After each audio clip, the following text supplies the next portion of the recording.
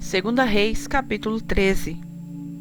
No ano 23 de Joás, filho de Acasias, rei de Judá, começou a reinar Jeoacás, filho de Jeú, sobre Israel em Samaria, e reinou 17 anos. E fez o que era mal aos olhos do Senhor, porque seguiu os pecados de Jeroboão, filho de Nebate, que fez pecar a Israel. Não se apartou deles. Por isso, a ira do Senhor se acendeu contra Israel, e entregou-os na mão de Hazael, rei da Síria, e na mão de Ben-Hadad, filho de Hazael, todos aqueles dias. Porém, Jeoacás suplicou diante da face do Senhor, e o Senhor ouviu, porque viu a opressão de Israel, pois o rei da Síria os oprimia. E o Senhor deu um salvador a Israel.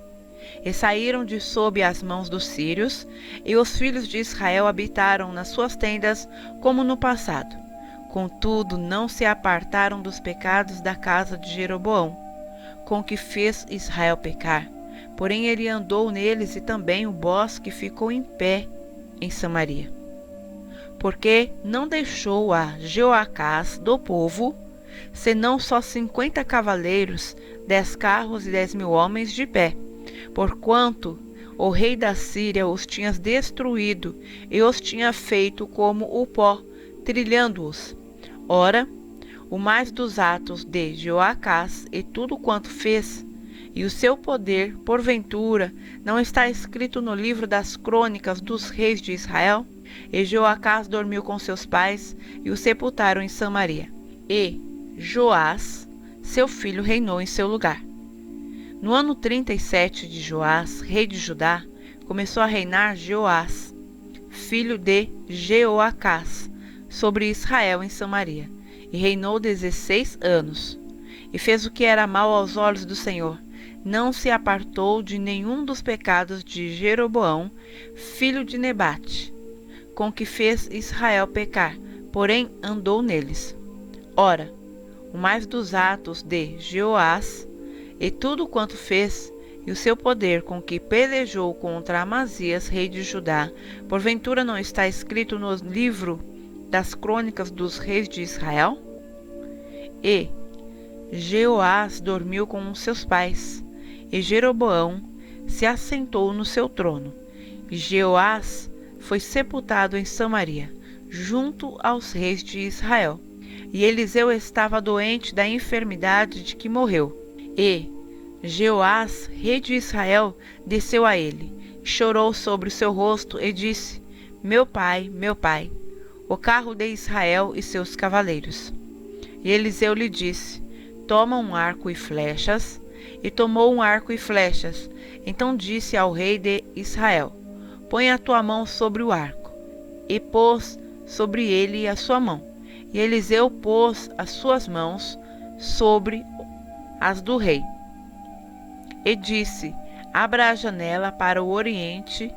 E, abrindo-a, então disse Eliseu: atira.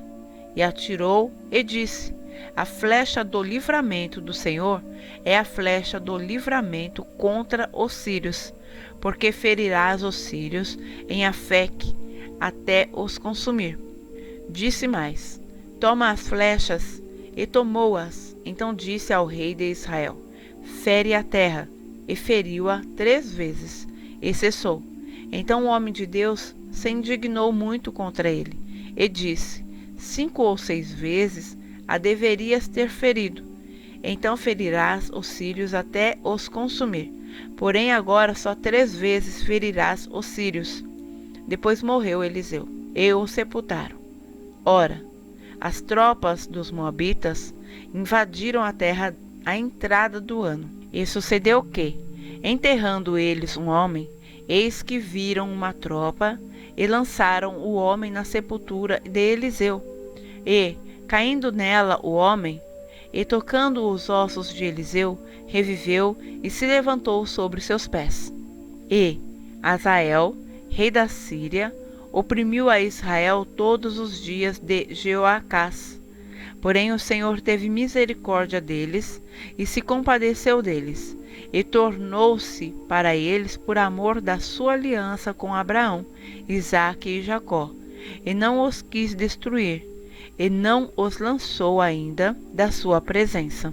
E morreu Hazael, rei da Síria, e Ben-Hadad, seu filho, reinou em seu lugar. E Jeoás, filho de Jeoacás, tornou a tomar as cidades das mãos de Ben-Hadad, que ele tinha tomado das mãos de Jeoacás, seu pai, na guerra. 3 vezes Jeoás o feriu, e recuperou as cidades de Israel.